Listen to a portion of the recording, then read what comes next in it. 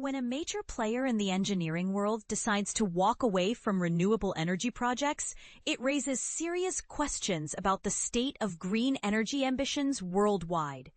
But here's where it gets controversial. Mitsubishi, the industrial powerhouse from Japan, has just announced its withdrawal from 3 massive offshore wind farm initiatives, citing skyrocketing costs and an increasingly hostile business climate. This isn't just a corporate decision. It's a wake-up call for the future of clean energy investment.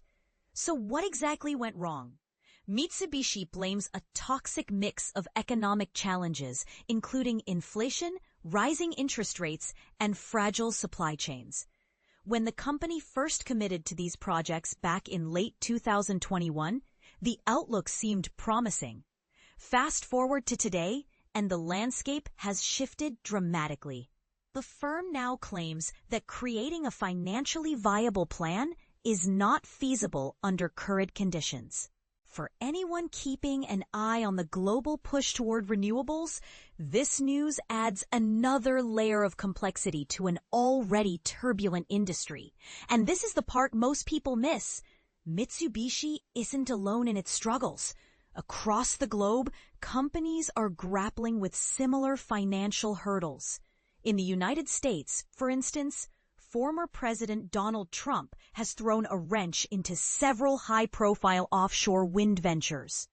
His administration signaled that projects led by international leaders like Denmark's Ørsted and Norway's Equinor might not see the light of day.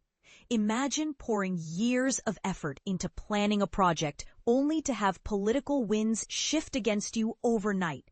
How fair is that? Meanwhile, Europe's wind developers are sounding alarm bells, arguing that they simply can't move forward without government subsidies. It's a classic chicken and egg scenario. Governments want private companies to lead the charge on green energy, but those companies say they need financial support to make it happen. Take the UK, for example, where Energy Secretary Ed Miliband is overseeing a renewables auction designed to funnel record levels of funding into offshore wind farms.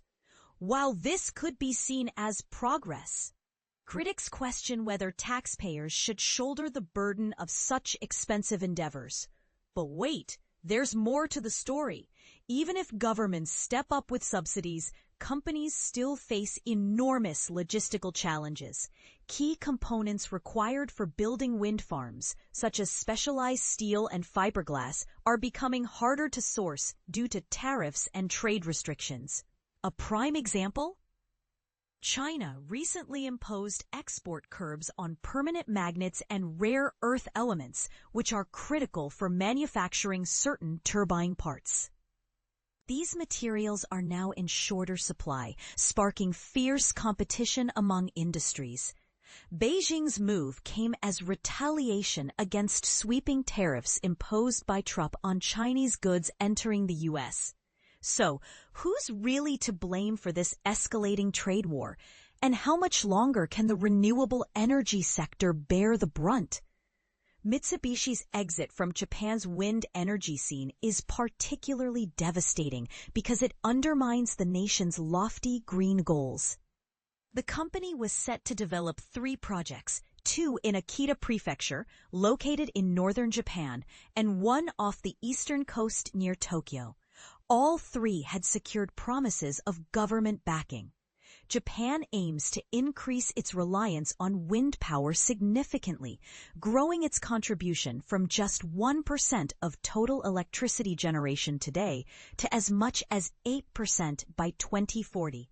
However, achieving this target won't be easy, given the country's rugged terrain and deep coastal waters, which make floating offshore wind technology the most practical solution. Unfortunately, floating wind farms come with a hefty price tag, far exceeding the costs associated with traditional fixed-bottom or onshore alternatives. This brings us to a thought-provoking question. Should nations scale back their renewable energy targets until technology becomes more affordable? Or should governments double down on subsidies and incentives, even if it means higher taxes or increased national debt? Where do you stand on this issue? Let us know in the comments below. We'd love to hear your thoughts.